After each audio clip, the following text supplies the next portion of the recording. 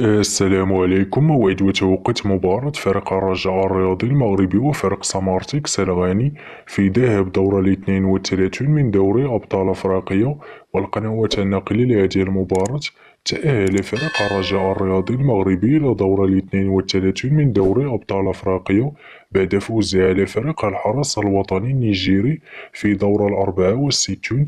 وتأهل فريق سمارتيك سلغاني بعد فوزه على فريق فيكتوريا الكاميروني في دور الأربعة والستون.